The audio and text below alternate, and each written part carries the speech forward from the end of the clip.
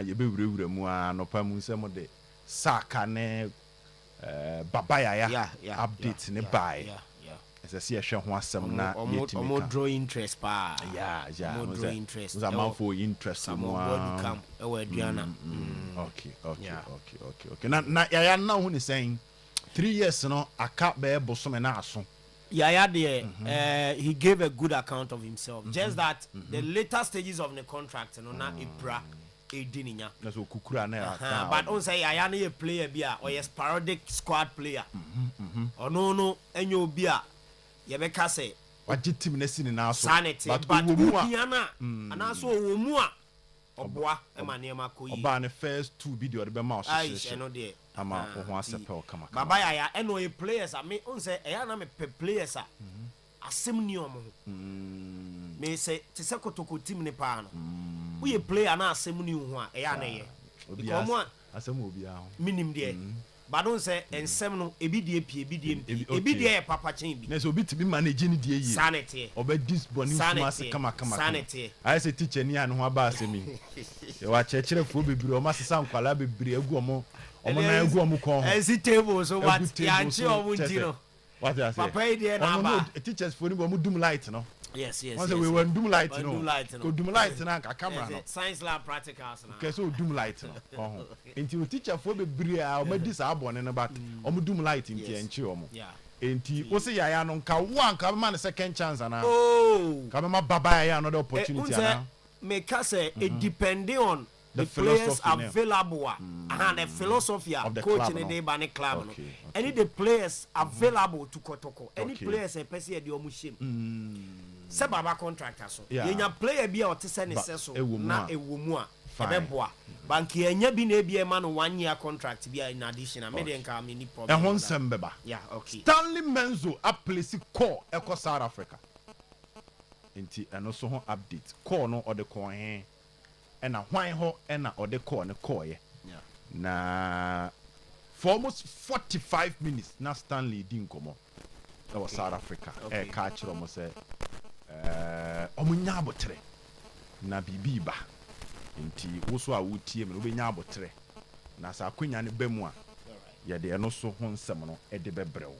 Na bibia timi akoyie. Na story amanfo ani di a kire Thomas Tay Party. Yes. On the Minister of Citizenship Immigration court. Yes. Omo ensem no ho aprapre chire bebiri wa ha. Na ma unsa no pa na ma for tugu mu say o. Still na eda so na mu. Enye no. But obedi no say yemfa ensisu say. Nkrata no pa efiri edem ho ba no. Enyansi ni pi. Yes. Say ye ma Thomas Tay Party ra Canada. Anase ye mani wura ho.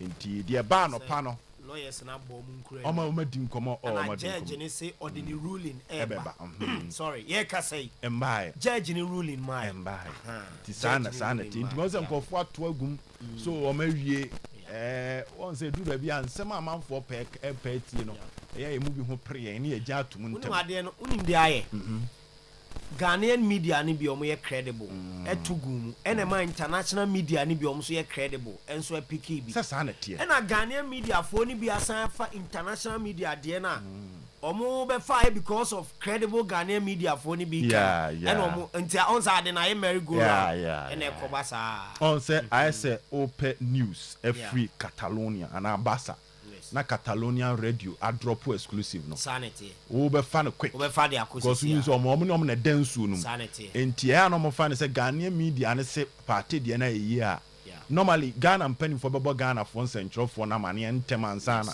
mo amanone no mo nsa so nti ne ma amanone fo ne bebere so mu ba de dan ani mu de a igusu monitor live from a year court proceedings ne de I mean ya ase nchiri nyam praprae ba nyame tiase me no part na me won wan say game na yo chena yes nipa no kromo kronya nwurai and look at the sort of drama around the whole proceedings me cry there nanka me feel say anka case na anko court cry anka beboa me personal opinion because me feel say she said the unrest any uncertainty e Black Stars camp sisi aye kase because players na ko bobo no china no aso omadwin NCP say obeba na say omba eno kwa no psychologically it mean a toll on the players to me the personally me feel say nka oman ko ya appeal crank because a ruling in my adesa Ghana for on say baby omo de ade ensan minim de yeah ha na ade esa but say e honom no sa me fan say abodum yi no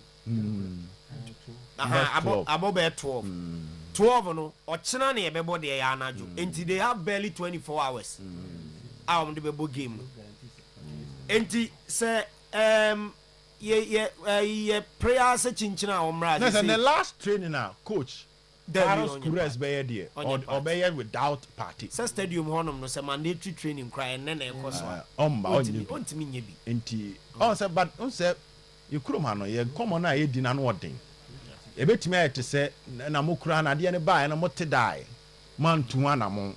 And I think said they were also looking at it from a diplomatic point. Say Baba to say Ghana man kesi pa na mu player. They say man nko bobo man timi anya ho hwe. And yes ade yenyi nkonya yenyi nkeche bi. Into the otimi wuram kura no antimi ankobo kura na yetimi ama na wuram. I think say bia that would be the primary target na e wo mani so no nti yebehwe enkrata anu mu de ase no kredie no anse da nkoso oba bi bebre nti no minim se bia ye oversight ana se ni pa bia anyo madwuma yi ni pa bia anyo madwuma yi nti no nti edu de den se yetimi chi ni pa bi so tena se na wa wanye wadwuma yi no yetimi hwe kwan e befa so na because niema mienu a we de wo kom be ba be chechim niema mienu a wa na be chirim no niema mienu a ya boss wo court party lawyer anane council no entumi ama no ye papa no ba ko ene say affidavit o mo tender o court no ba ko ehemu say according to part 2 because any council into o mo kasa de man no ehemu say this is the first time Ghana a qualify Eco World Cup millions of people e Ghana ebe support team no enti me please mo ma me visa say di pa no wabon pa sanity wabon pa ba ma me fa tu anim say yewura Krowura asantima wura otumfo osei tutu otosumienu sabram no kasai ekoso hye Black Stars Hotel wa Canada yewura ene mpanimfo ahodo etime wura Black Stars Hotel hu videos no yede beba na otumu se kentei papa de otumu se ananse na nwene ye no so his her excellency so ewura ho ono so attach down Canada ono so Professor Jina no Pukwa vice president of the country the first ever vice president eba inkuranhye sem de ha emrante na nya bi pa enti obi antimi be pupu ne nan bia ememma ne nan so bia because krura na nkasa etimi abade na ese inhira na ode ne nsa to nsam a enu twam mfoni a wontimi nkobo nkolusu enti na ese Panama afo no mo ngina yie na ochena de ye hitia ma obi obebe bia no betene samia on Facebook Oyerepa Radio on Facebook ubetimi adjoin here na exclusive videos ahodo ayede be bro from the show no so no wo so watimi afa hit wo ho na wahu se ne enioma ekọ but Solomon Carter ede be wuramu ewo bi manso ama yenyina ebe kwa akotietie nsem ekoso Robin Amoren monsem Real Madrid transfer kakra ifiri anopa ne bae na de aba no so no obeprapra chiri ama mahu se ne ekọ na ye bafie ne etenase a na ne panel members na Alasan Sahid Zakito Harry what the danger man and the captain akomia sechisiasia maba be come on as ensem no imum pensem mu no ya ye ho adwuma ede ama na bibia atimi akọ show being produced by Samuel K. Mensa Vesa and oba son no kama pa shaker and omunyina tie chi ede dwuma die no ede Ebronti Carter ye ji update no all the way from Canada send ye be ya ye betime de eye etiefo eni gisem no ede abro mo concerning Thomas Ter Party ne Vesa ho nkomo na enti ni nyina ne beba what you say update no point to point update ede be bro but yen twan ho kakra now also Germany for ne saying Germany for say wo obi ma me no ndia ma no ne nsem ne ho nkomo kakra yes na yenko yenim na England camp and a Tino Livramento or a right back we pra into Oma you know Eden free camp ama Trevor Chaloba and I have friend say Omra and say yes Tino Livramento and 9 Nebane Sano na Thomas Tuchel coach Edema England the 3 Lions Jamie Carragher to be Edebono Jamie Carragher say Omunim Thomas Tuchel stance regarding Trent Alexander-Arnold. No the GDA say coach, you know, pick a team harmony over quality and talent. And you know, Jamie Carragher say coach in feel say I was say and Kabomu a bad team in the mood and say bia or be fast away in nimbo chain win and win in nimbo chain. I know the trend no bonnet when it bisa. Yeah, so Omo GDA say and Kawase Trent na Ekushima is say the Chaloba eso eko Nico Pass yate say Como obeste Ninyane say Morino Akache Madrid say e was some prioritize experience e wo almost squad ni mu intino on the O2 Madrid empanyin fofo eso man Nico Pass entena e Como na onto aso ensi akan e wo honum Inter Milan e the opening bid ako Liverpool 20 million euros. Curtis Jones. Woman Curtis Jones. Liverpool. Now bid no the can come the coin, you know. 20 million euros. Yes, sir. Faye and Liverpool ever responded to Inter Milan. Woman bid that the coin for star play and Joshua Kimmich. Didn't come. Now before say Joshua Kimmich in 7 Bano, Germany are reporting say team base. Our whole too much over. Yes, say venomous. Snakes. Omu kawa yamfo anko hospital aye bi kra obetimi afri mu no omu ne nam omu training campus ama players no ashase a omu complaining ama na wi Joshua Kimmich edi nkomo edi afauna Kimmich kasa na ose enkrofo discipline attempts omu ntumi anhye keved ba no kre wom ni say difficult say obe winning games especially omu from smaller teams in smaller nations, you know, they are getting better, both from a footballing and tactical point of view. Joshua Kimmich, and the announcer say there, Obia Hubo ni mo, enti no so se country be enimboa, and that's what Nyadia Oba. Now she said the Oba Bona, ultimu said tactically, womo enim de omo eye. Manchester United, Matheus Fernandes, ewo West Ham omo peno. Masate say Crescencio Somerville. Player no see a kind de Emma West Ham bo Edema Netherlands womo national team no United percent omo de no eka Matheus Fernandes no mutua 140 million pounds and the first 2 players no e free on ma no e dey free ho eba Ruben Amorim AC Milan a confirm no the new head coach for AC Milan womo team no Ruben Amorim into Obed and that's no Rossoneri yes and also a Milanista Antino waba no buy no and was say the ambitions as a coach any the ambitions of AC Milan as a team Asia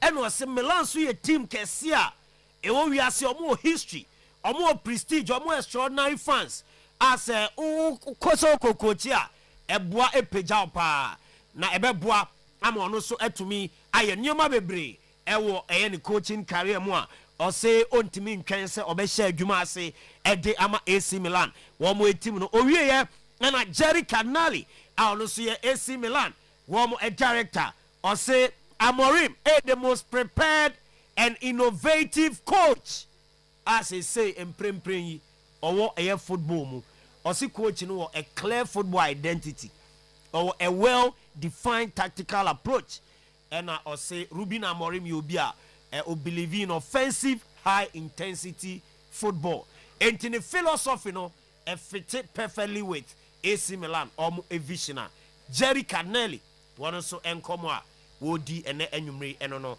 perfect skin and body therapy pimple stretch marks na so be ko tattoo brand and paper emfama yewia o body no ye be ne kama body slimming body enlargement flat tummy ye be ma obi kumase enkran takrade ye branches ho 0553312911 ene enkasa Lizzy Sheto eno ena ehyeto a ede pebito na efedi ukenki wachi ena afi emu bi a obenya no lazy hyeto no ebeboa ama wate aduan ne de pa lazy hyeto no ebi o shop bi ebi o market ena afi supermarket bi abira no obenya bi na wato frɛ 0501 683344 0501683344 bash enso eguso a ema decoders ni bi said be ya world cup ne hwɛ ebe de amayen na maka free timer matches ne sha ase baby a wode wani ato se obenya bi ahwɛ no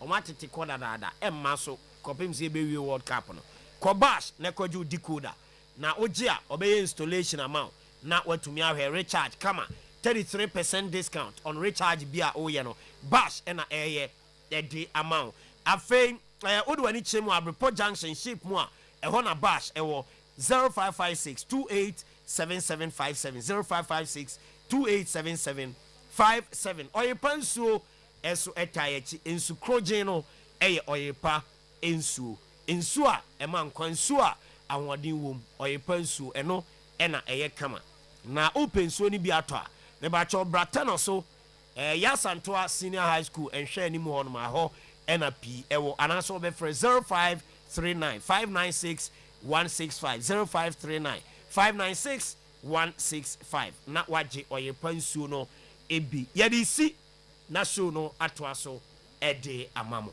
Solomon Carter right Sir Obed mame bowie tel na Madam Mandela Opoku Nyantechiwa ene eye nawoda Madam Mandela Opoku Nyantechiwa efri odoba nana adwoa kusiwa ho ena bantino Madam ye wish you a special birthday yenkwe Sir Obed Carter bibi aboko bie bibi aye fine wa prapra chire kam na some no edoso yeah some no dos adai na yeah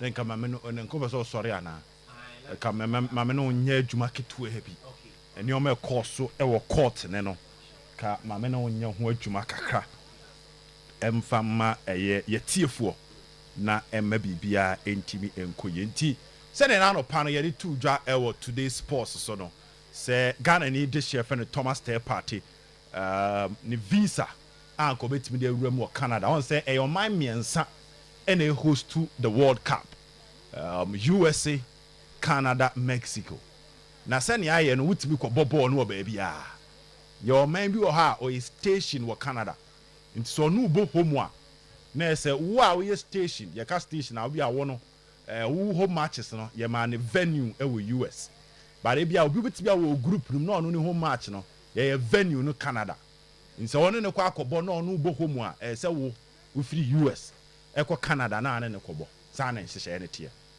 nti wo wia no asa aba bibia de wo tenae no na se match a wo bo home no nipa no so atoa wo e wo mpatemo nti Panama is stationed ewo Canada and that means that uji US visa se wo san akɔgye Canada visa na wotimi kɔ na baby a Panama is station no kɔ na akɔbɔ wa away match no na Ghana ye first match no ye kɔ Panama home based on FIFA nhyehyɛ no do ye nyina ye tukwan akɔbi kurom de but obi na ebo home and obi na ebo away so Ghana e kɔbɔ Panama home no ewo Canada na se Ghana after say yenye place ni gi US visa because yenye based in US no na so mko ekoje Canada visa Zak Pacho watin ko na say ne be o metimi akɔ against Panama na no mo kɔ no Ghana ni de chef for Thomas Tay Party ni visa e be ma na timi awura mu Canada no yamfa ma no ene be nsem deja e ma man penifo the Minister of Foreign Affairs Okujeto Agblakpa honorable e be mu se da bi ese so metimi ni Canada aban ni dinsa wo so din komo kama wo diplomatic basis na se temporary stay and omre be ma party with a limited restrictions in terms of movement in pa on ba akwaje se the American SNK be ma na kwanya ma na wura mu but break to abi ena nka baby obefa bia so no emra da ho wo baby obetimi afa ene baby ontimi mfa eno ene de etimi kopie mu quarter verdict ni nyambai but on say your quarter o lawyer ebe kasa na nipa na won ne so gina eye court no so lawyer akasa. So in this case it was the Thomas Teh Party lawyers ana Ghana eta obachi versus the Minister of Citizenship Immigration of Canada omo ene ene omo kwetwe ewo eye court. Na Zach say netie party lawyer na di kan start in the first argument no. Na enyoma party lawyer no ebobo so no ebinie. Point number 1. Ebeto just say Thomas Teh Party adia ba akupa Canada for one visa na ma na yese ne charges are ewo UK no party fill ne application for Canadian visa no oyi free mu wan fan shim that part what the make na say o failure o case so di shim say me wa sem say ni say wa ha but yes party am fan shim enti form wo and every police form no there is a form now part wo ha part omo anka say ebusa wo say o asem bia na criminal case bia na o say yes ebia no chichiri yes e ho no party etro no based on your failing applications ntia no and omo so person omo kire say omo ye omo hwehwem no omo say e ho no tro no na emo ye kwehwehwem no o wa asem yes we twa ye ntro ntia de ma wa enye yie ntia say lawyer no for party timi kire mu de ntia ho no ekoye no. Now the first point of the buy and say party application no it was filled by a secondary party and your party na e ka secondary party and say party lawyer na person kire say the failing party visa application and your party na ankasa e obi fufuro which to some extent na akwa say efifo because omo ya boom e dia ma eye Ghanaian players na omo ko Canada na nti enye party na ankasa na ye nti eba ne saa no wontimi nche party ni ku ase who hold no personally responsible for documents details on application so and any argument at Thomas Teh Party lawyer no e make say enye ono a nti obi na ye nti mfumso ne obi na haye nti say wo so party minimum say wa ye mfumso no we ne saa wa nya ade and the first na what the issue so this had to do with the omission of his charges UK. Point number 2 after some case enye party na ye nti no uso ni mu enye yie no na mo sa ade hye mu say ye Friday be innocence and freedom of movement. Zach eno so ye say party wo hoyi ye nyam boa no say wadi bone. But what I say case ne dey wo court but party na nkasa pleading not guilty. Ema court to kra nya ntena ase engine tum say party di bone. Eno ye baako enti wontimi ngina charge kekodi bi abon so emfa nse ne kon so wadi bone anu ntini bebi opeso okọ no o ma ne nko ene ye de party lawyers no esan de to aso ena mo sa de to so say bebi asem ni mpoda ne so no ye frade bi international travel ban se obetimi nya asem ne ye de ato no so sa asomasi asem a wanyan wontimi ntu kwan enkokro fufuro bi aso na say internationally no ye the traveling ban ato so akwantu de wontimi ntu say UK aban no any baby a party case room for mumfa sa ban ni bi nto party so omeja ne so ontimi ntu kwan ko baby bia eden ope ense baby a wanya asem na nkasa no enyere ne pampe se o ma ne ntu kwan a ene wo asem ne mfa ho a oba ukurom be 2 days bi akode de ntina wo ba ba yiri mu chenchire se o ma ne mba so party of freedom of movement and number 3 ne passport mpoyensizi also be di bone na anu ohia court timi ka say passport fa be den fa be to ya ma huntu kwan ko ba bia in party's case court engine a passport and an a lawyer ne say the piece so point number 4 o my friend US nim say kuro kese e pa omo so no omo mra no mu odin no o ma ja party say owura omo kuro mo nti say US e ja no UK si onko be bi ope ye engine passport onto ho asem no kra yenyan bua no fo a na ne documents no kra yenyo no na fail ya enti na opeso oyire ne pampe. So this was Zach the argument from Thomas Teh Party lawyers e wo ne case e course e wo court ho. Then on say wo lawyers ka wi say you can say opponent no ne lawyer eso ebe kasa but what I say now before some lawyers ne be kasa which is the Minister of Citizenship and Immigration, no. Party lawyer ne sa de to so say, o man kan we nyina awie no, de o mo sere court ni nie. Court no fa ade na e friend say temporary stay Emma Thomas Day Party. Number 2, extra restrictions will have any problem. Beje extra restrictions not to. Number 3, on the site my judge and say, your actors be almost work cases to say party the year. But Canada by na mo kwa mo mewuro mo krumo. Nti omo bubo obi din wo court wo. Onso court ultimate dem fato ho e defend wa asem. Nti eno so number 3 omo de so say omo ma nipa bi te say party omo party case ndi awura krumo de a. Ne nti omo yire party den. Nti eno ne omo sre e de free charge or temporary stay. Omo pe long term visa. What dey say 2 weeks bi 1 week bi a omo kutam. Say e be restrict no. Say party born na abebo nti from hotel Kobo uwi abra airport obuni problem ombeji atum nti eno eye de party lawyers no Zach womo e de koye then lawyer for Canada omo citizenship immigration no so de ba say number 1 omo say afre bibi duty of honesty Zach na say hono na asem no wono the party lawyer and they were different party and wa kan kire judge ne de ope but Canada for so lawyer ne buy no see there be a be duty of honesty. And here say document the home say enya party na fail but party signing. On say obi make a point wo quarter. E say also ba o find the point no. One by one. Na ubo mutokru. Na ubo mutokru ba. It send your point number 1 omo raise enya party na fail no.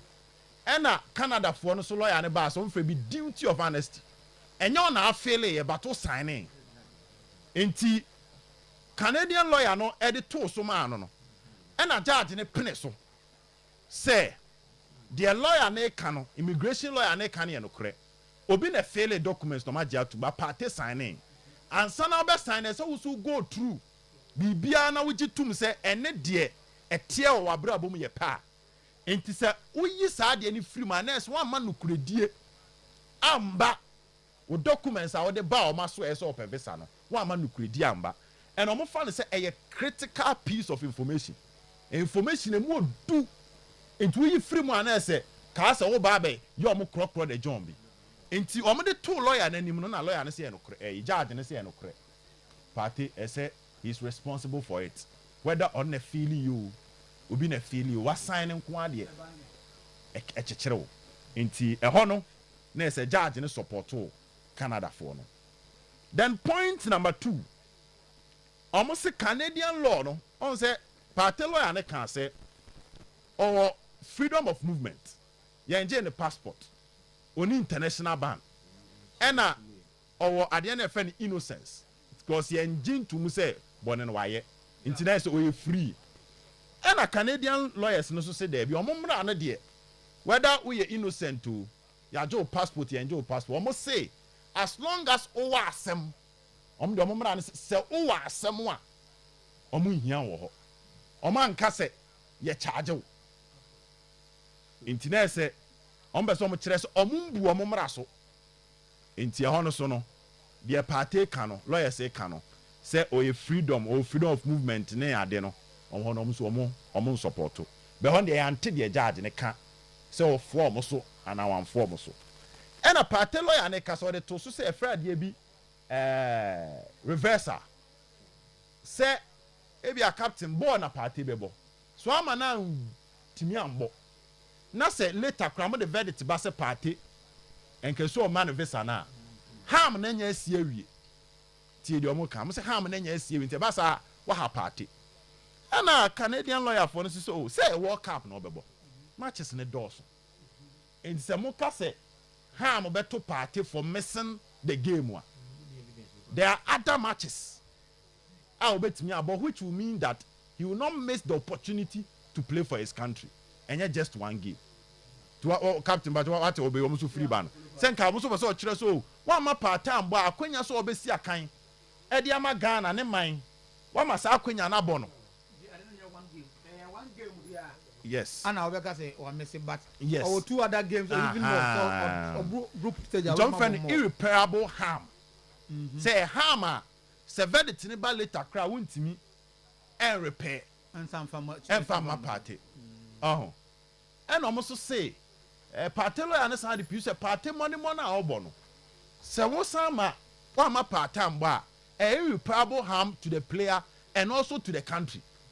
Because our dwumadie kese a obedidi ama Ghana nti eba ne sa na wa ha party na ankasa mu and wasa ha Ghana because Ghana hia no and I'm just saying no nyom fault so what you say and no nyom fault and omom fa case bi anto party so nti what is the evidence of that irreparable harm since he's not even the only player to participate for the country nti na say we Canada na we are Canada because so betimi about other matches so what I say party no almost number 2 so o ka say party irreparable harm wa bo other matches e dey ama Ghana World Cup no abobida into ultimi me ka say match we wan ba wa prevent party from tasting the World Cup the omo kan no wa tasty bi dada and number 2 so mo see irreparable harm to Ghana about World Cup matches are party ambobi ama Ghana timi survive Zach Tiedi okay o say Ghana bo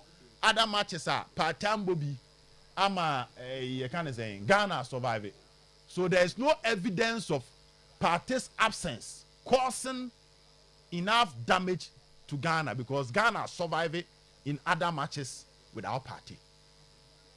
And also a Canadian lawyer and also there they bought party in seminal edi egu enti ehona omedidi di nkomo na edi ababedura yegusu a ye 20 argument we raise na we abom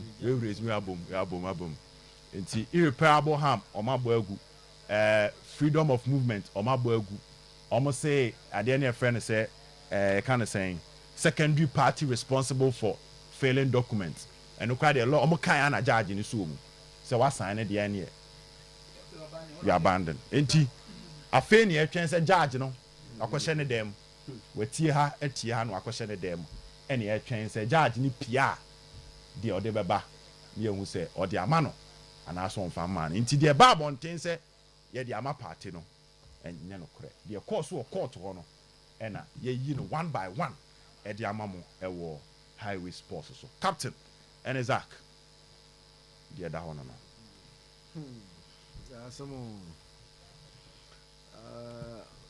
Charlie, I feel for Thomas Partey. Lucy, you have to fall for him because of Nyama Partey go through. No, you don't wish even for your enemies. Obe Thomas Partey but I like the argument of Thomas Partey's lawyer. Now, baby, original na Honda ewinina and say granting temporary entry permits. The man kakre bi no mfa wura mu nkobo ball no on be ehwe mu the man bobo no nko because my modi amama nkofo bi da yeah o state omo so na omo boni answer alleged asem da omo so you granted them temporary stay entry permits yeah omo de ebetina akomo ye omo dwuma. And she even went out here say they don't care if there are restrictions. Yeah.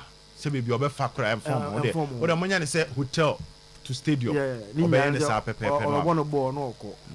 Now you see I've heard the argument about say I don't Ghana for waste time. So they one match pe there be if when you abotre afhwe efeni say when you abotre afhwe the groupings and the World Cup schedules now.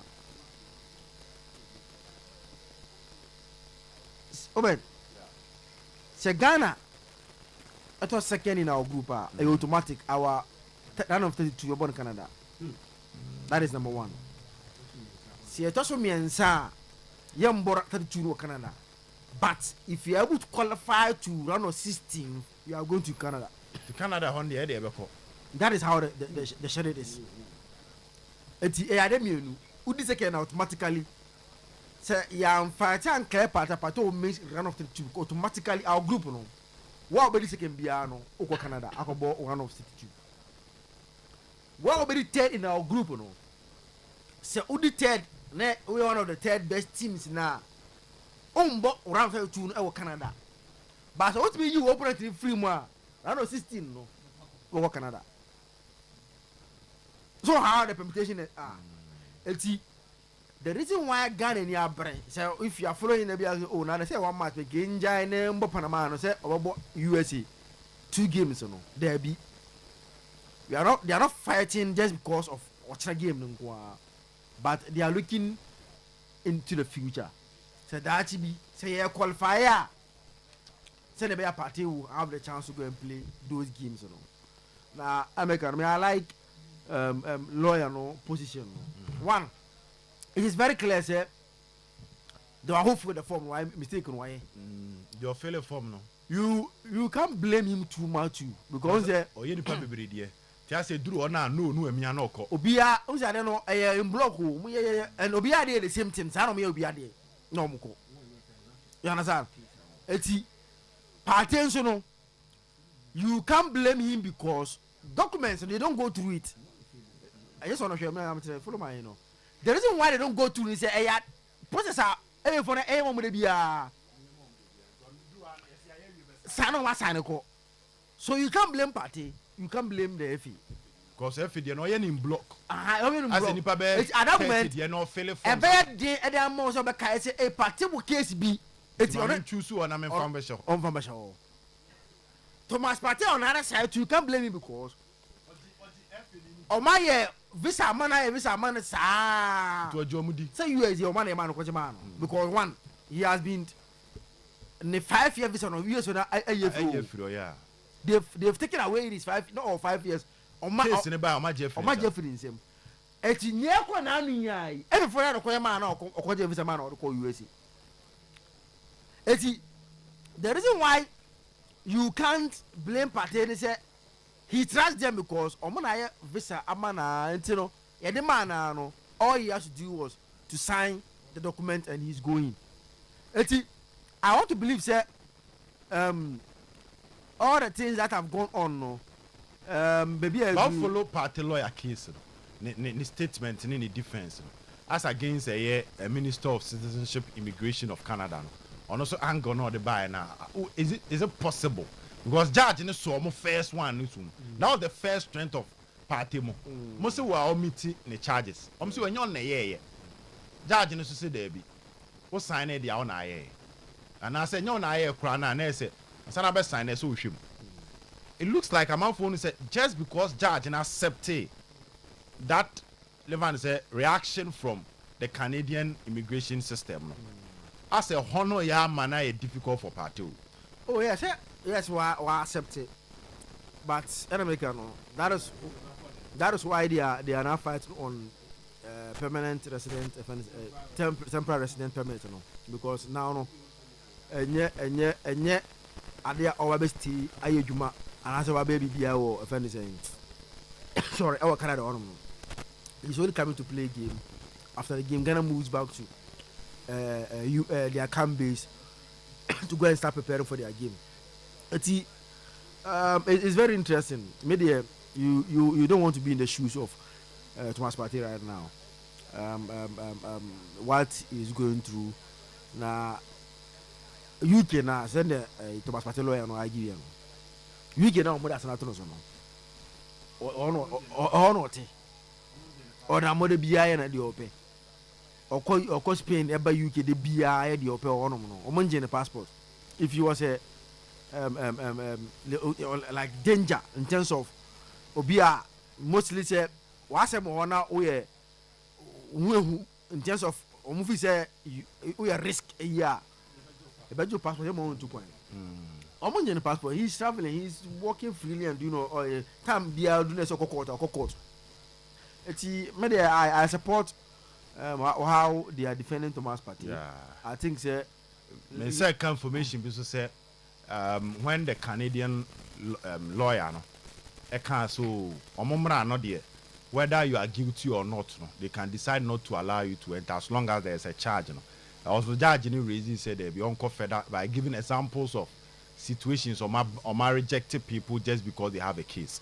Just say judge ni e can be my party kakra and no can be my Canada for nti see enim wakɔhye ne dem no wati ha no decision obe take. The assembly nyane say mega no. Though it's only if it will go in favor of party. It's only one thing. The only thing that other party the temporary resident offenders and permanent no. Because that has been the idea of our previous stars. The likes of this gay boss of America, gay boss offenders this boxer Tyson, Mike Tyson, who again? I used to have the list here in terms of more issues at a point in time, you have more chance to enter Canada whilst their case was pending. You almost a temporary resident permanent. All we are hoping for is Sir Obed, but who's at this stage here? Obi are making the case. But the third point which had to do with irreversible damage, No, so all there was a mistake. Because but I also make a point too. The Ghana lose to Panama, 3 points gone. No, as to say party, because they say no. Canadian lawyers will say party many match be an Obama Ghana. Into but the irreparable damage wasn't necessary on Ghana. It was on party and also Ghana. But nipa because no baby am because we mistake mo say or sip or even or just party mo work up that yeah. It was on my irreparable damage now. It was basically on party. It's a party am bobo ni bia. It will affect him to what. I say there be. Now about your bono. Last work about 3 matches. He played in 3 games. About World Cup that. You can't refer that as irreparable damage because he has once played at the World Cup. Yeah. And all more man say after all, say damage be on par. And then you a UK for that day as I'm not and yet you can't blame us for any irreparable damage. Eti who's a court there? Yes, Obi can ask him. All we are hoping for is a judge, or Obepia, but na the judgment, at least in favor of party. Now, Oman's a temporary resident permanent, so don't know matching, because Utie in particular, or say they are ready to sign any conditions. The answer don't come on board. No uncle restrictions be on budget to the answer there. He is playing the police for dinner Chukrana. After 90 minutes, Ghana may say on Canada. Usho management after game they will sleep in Canada. They are leaving to their base once again. Now let's wait for the judge and see the outcome. Captain, proceedings yes, we are Canadian, we are Canadian. Blow by blow, and I what I see, my be a high point and I will be a low point First, say Assem say Obi na failure and your party na failure, and for that or young Bebre would come be beautiful. Of course, who to Koya? Case specifics. A party, and then Assem, and I'll be here no way. Your Zakito dear, and I'll be here no way. And your machine affiliate, anybody affiliate. Ghana Football Association, any secretary was our case now. One Shema, one Casa, because I know for Tenus, you're feeling we are in a baby, we are working us. So be Vansa one table for. Says Obed, memento bonus over film Ibamia. Says Obed, would send me moody out Troy. Yeah. But your choice, but therefore, and Yoko Kuna. Yoko man, foreign squad, you know, and Capato people as I say, but I send you back as I am Mantiazi. It's not yet can't start with ya. The first point, the low point, the first point, that is why Judge in the Burn said, no, Mon Casa, because at the end of the day, you sign to it. Say, and I won't sign. What I say? Also, na Canada for Nijino. But you almost so much say, which I'm through. They will abandon a bano. I give you a year, will be a man, we are so many church much. So, said I'm here, said I'm sure, said I'm here, and son up and do signature. So it doesn't matter so Ghana for you now, you're going to offer it. And I'm going to case specific. So bad, you can't so bad as him. Church of Muchano, Siasa did, cannot church of Muchlam. The one, yes, sir. A honor on the fun is a work and throw. Would it be AC at work and throw? Now, baby, I put the high point you want to say. Who's there? So bad. Court, not a court at the judgment be bar. It becomes an authority. Yeah. What I say? Yeah. Then as a kick, so many people more cases, Abby.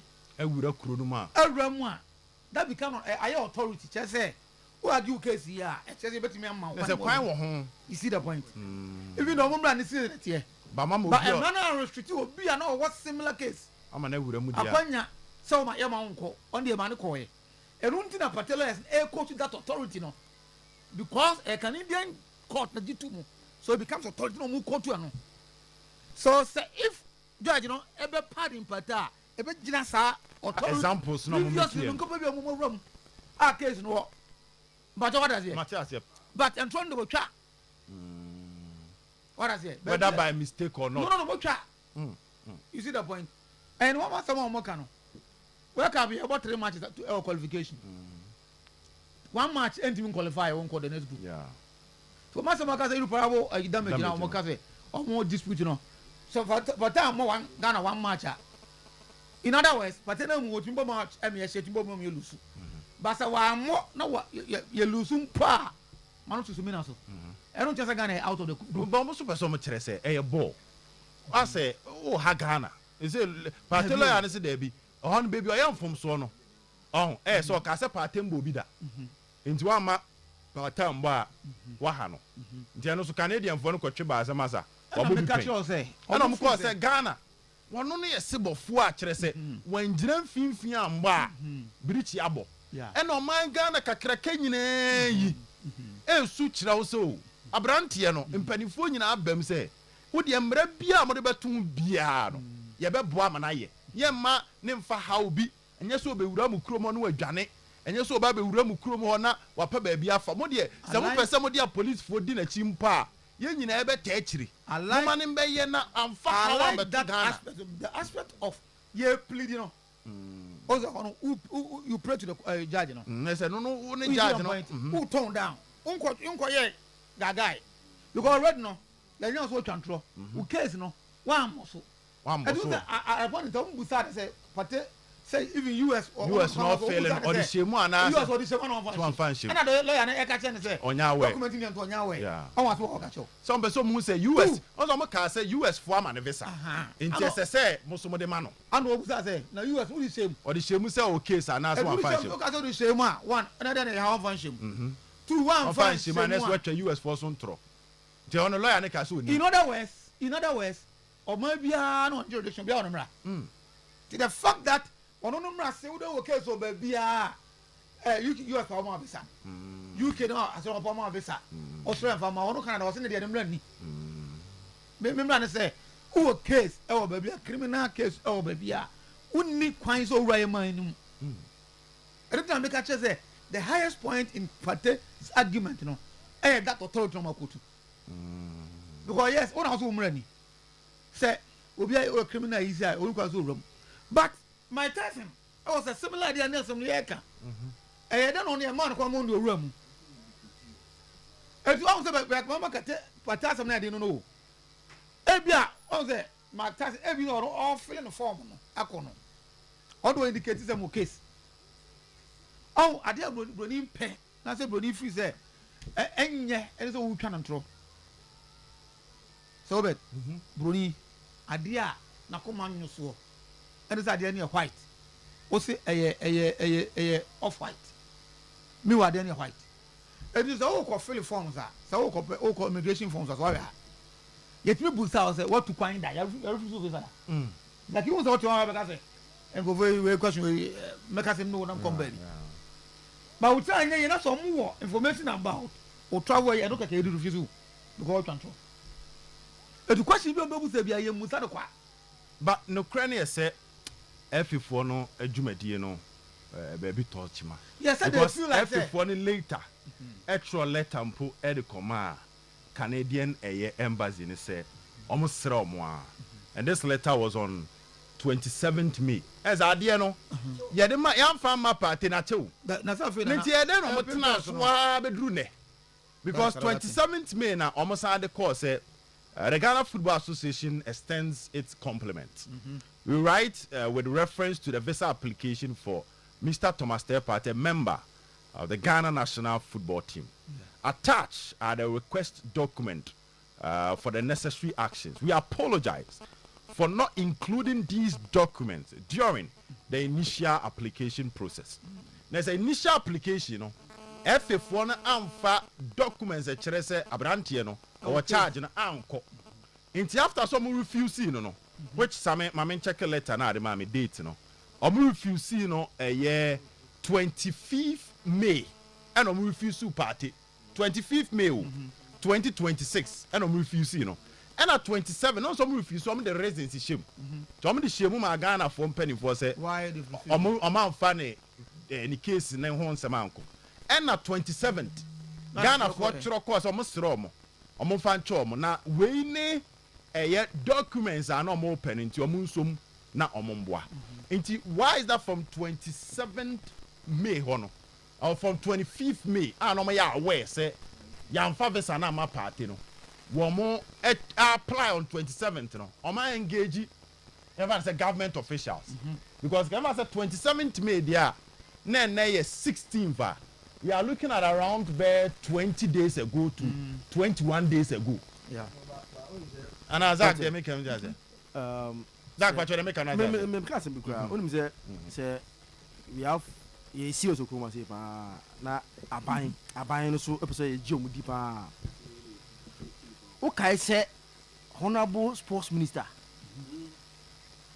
20 people no nya we asat la the man of interview no oh yeah then oh yeah interview no he is not aware of such situation. Party has been denied a visa. Meanwhile, this FA document no one from command Minister of Youth and Sports. So 25th May a Canadian visa document in about refusal and I have a copy here. This is reference to the temporary application of residence. Dear Mr. Thomas Tay Party, we review your documents submitted in support blah blah blah no refusal on the details in the back. There's a 25th May. There's a Ghana penny for the away. And at 27th, Prosper Harrisonado. And the documents no more penal. After you come on, you're refusing a no. I'm going in appeal form another. That's probably in appeal form. And the COI that was on 27th. Into meaning I say before the appeal also results there be appeal there. Into before say Ghana be Wilson on 2nd June. Now penny for your aware say party enya Canadian visa. And Sakran yebeko US. Inti den ti na sa abre no. That time kwa so man panyin kura na ono so wo UK hobi. Ono so UK di no baby na. Na so man panyin wo UK. Minister wo UK. The man panyin now he was not with them. They make us say den ti no man bom panyin fu amane. Okay. Say dia banie. Na e ka be 2-3 days na be te say eye breaking news afei na aba. After say no ma refuse no 25th May. Because about the Sadian can ne lawyer Yijina court ya watching. Kebia kwakotwe ne dadaada. So Kofobe so be Johnson management committee. But what are they managing? Amaka ade abechi ayekobo boy yi na ye gina court ayetwe asem yi. Yeah. Captain. And I make an you know, and I make your assembly court. Your high point and your low point, and we only have to praise a judge, you know, ebegina sa high point in so. The America say authority na a government, that's a honor court. And I grant you, and a mass uncle for you. But the question was a be as uncle for also, I'm on forms no. Dear no, because the information is that when Mark Tyson was filling the form, no, or indicating the case, you know. Oh, said affidavit no so no. So I don't know affidavit no so no. Assemble quest and buy and say first one I just to say party, assemble one can nyina. And I the nti no afifo no ba so omuja documents omu de aba. We case ya outside buy irreparable damage. What try to say this is the first time that my country have qualified at the World Cup and millions of Ghanaians are hoping for a chance. Yes. My first time. Yes. Now and I'm seeking a court discretion to allow my visa application to be approved. There's a what's our build point number 16. What's our issue? We say there's one of the lawyers for no. Omambwa. So we want to say you're lawyer for. You call law school. But pay the other country. Say, oh my, he said, Ubia no share blow by blow, point by point, and some my kind and find your judgment. I pay baby, you know, private judge against it. Party. And now because sometimes court.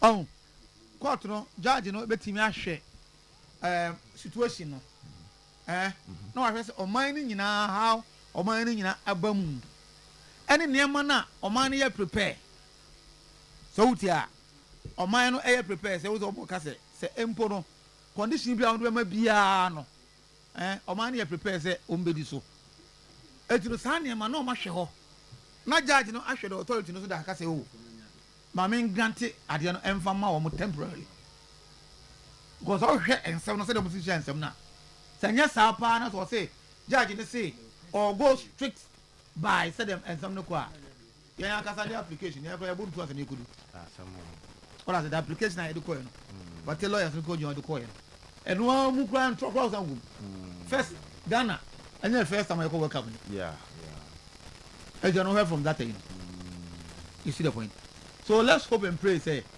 judge no because the bosom of the judge wa ko run dem no ono ha no ebehwe no aka say o my Ghana no aba ni mu Ghana no prepare say condition no be ya no omo ebehwe ama brand na di so even though Canadian emra no say anka say nenso ebia me omo kwanda etiaru ntimi gina so e de aka say pate game a wo ko bon ye ma kwan ama oti mewura Canada ba ye wie ya 24 hours enza ko back be lefu by and yes sir so one temper justice with mercy from kan no na o ko strictly by you be a submission e obi a debate ya kwakwa no ho a se me ko amenye lawyer dey o kan wait se me a my understanding me nyane say ye pati you know you're correct enti almost said the ebony omuwia there is a decision website. There's a website the Canadian courts the decision no ka koto no the wabeto obi abetimi akan asan kan ade bia lawyer bia kan during the process no on being open say ne enko ete say ebi judge no wabo ni sire mu no I take a decision enti lawyer for no lawyer no but the din ade bai oba yeah no nti efe for no efe lawyer your friend say secretary no when timi and go through and so ebi asema o kan the right asema na say ebi you see the point no you know oba no kura no football wan say bia ono oni mu hio main blame party that party as an when established like footballers and even businessmen or more interest or more interest or more BBL to lawyers to handle their matters for them. Yeah.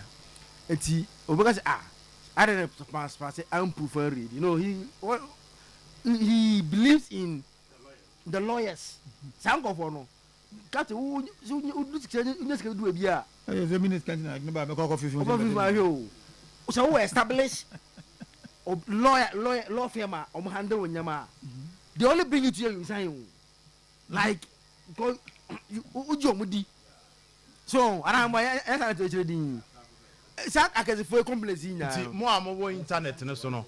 Oko case name ne Thomas Third Party versus the Minister of Citizenship and Immigration. Case number no IMM-12882-26. Nti also betimi atro.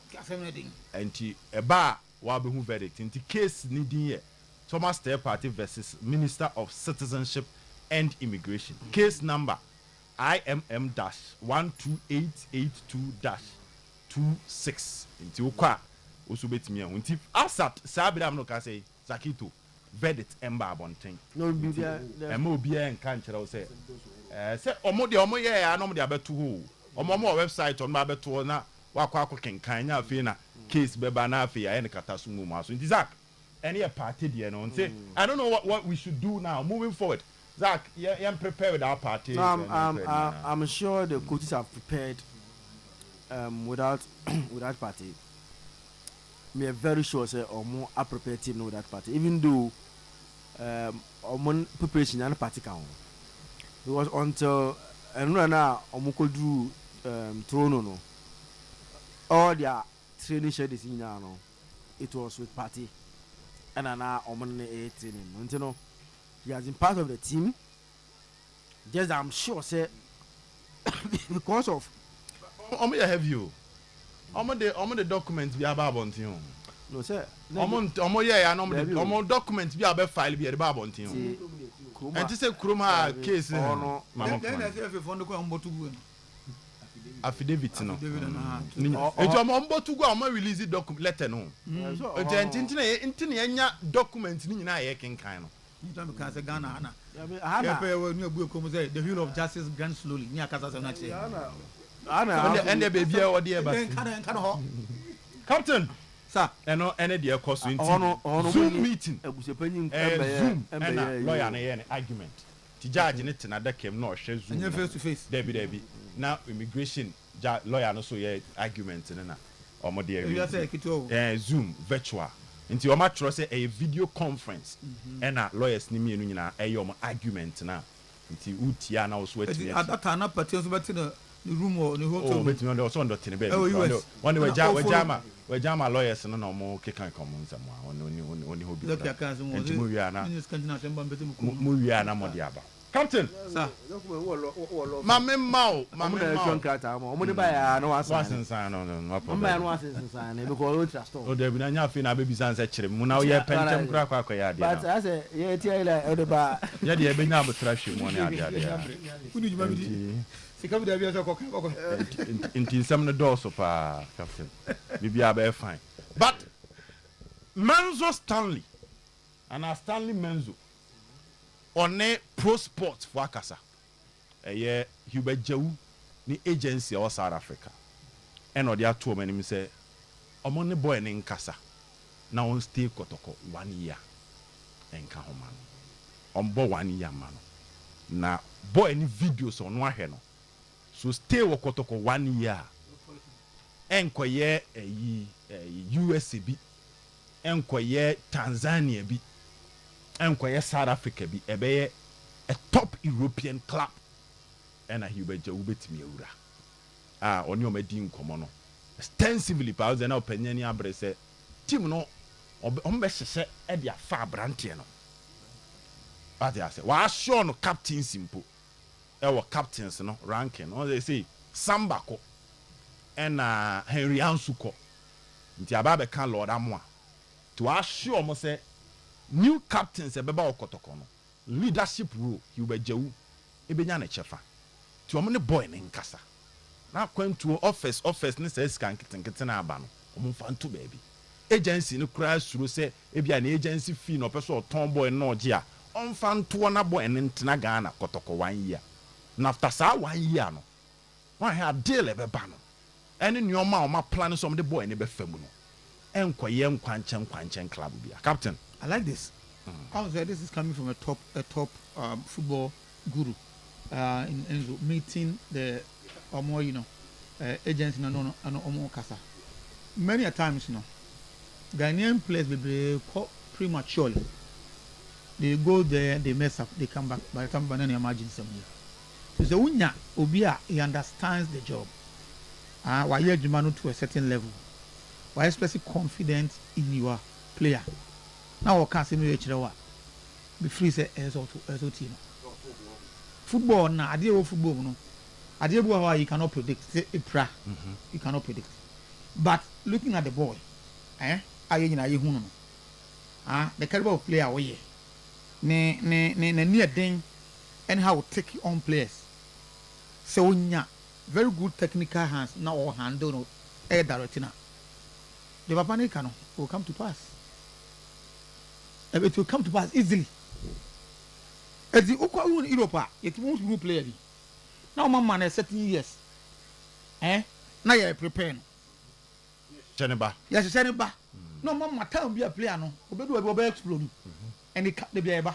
It so. At the football, no, so they become a science. Football, no, a here abotre.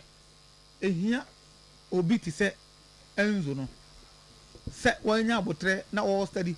We share a lot of players on my clip.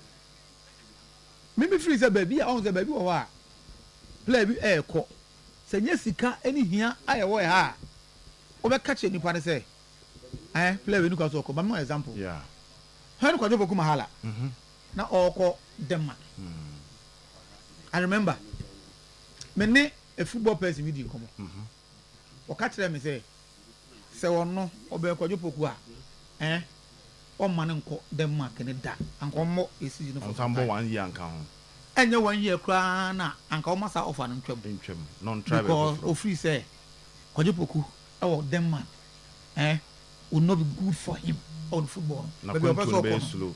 What I say? Because of almost style of play, almost nature, anyhow, you know. Now, official Kojopoku ebenya an offer, ebe free different countries, to say be Spain, country to say other countries in Europe. Almost football no suit to the type of Kojopoku ball and Ghana football. Yes, Kojopoku is Ghana at that time, but here we are. Tell you who Kojopoku. Kojopoku was working shoulders with Asamoah Gyan. Yeah. Obeka say Kojopoku at that time. Only Asamoah Gyan muna as a goal king race. It has had the same number of goals, and I said one was closer to the other. You see the point? So at that time, papa kasa everybody kasa some chemo. A typical Ghana ni meka just a matter. Everybody have say call. Yeah. Here we near there. Yeah. Make up say here my young taking decisions basa. Eventually we be here kono. Na mo jaw ni player wo ye no. What time here country they possess football. They do proper passing. Meja bi wo mo chira. Meja country. Meja club na wa assume so dey boy ni be call. You see the meja wo mo chira. Obeti enya better offer. Yeah. Proper and better offer. I be suit no. I'm on the football career no. Akona nim. Sa pepe na. That's a back at shot. Sa pepe na menzo kan. Zach. The menzo can. But my men fan to him say the French national team in Senegal, the live commentary, bro, live on this very platform, Oyerepa 100.7. Mike Menyo, and Julius Kunde, Upamecano Saliba, Tio Hernandez, Andra Rabiot, Oroa Chouameni, Michael Olise Dembele, Desiree Dio, and Kylian Mbappe. And upon a argument office, so Konati, and Saliba. So Obo Upamecano and Saliba. So Konate on the bench. Yeah, Ibrahima Konate on the bench. I've just seen a video of Asante Hene. Yeah, you Krura Ewremuo, Canada. Blasters Hotel. Yeah. As I was in Tomano. Ochina Ewra Ewra Canada. Or Canada. Yeah. Or Toronto.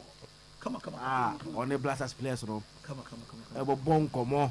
Yeah. Na washomu nkran se omunyina ta omachi. Exactly. Omunyina e ba pa ka beta omachi ntino. Ta omachi. Mumba omode na Panama. Ochina no ye be hia omu win no de aye no ma bebre. Ochina en cancer Blasters players ne say ball ye be wie 1 o'clock. Yeah. Ye be jame e wo street no so. Ye ensem ne kan street. Ochina ye be jame. Ye hia omu win no e de aye no ma bebre.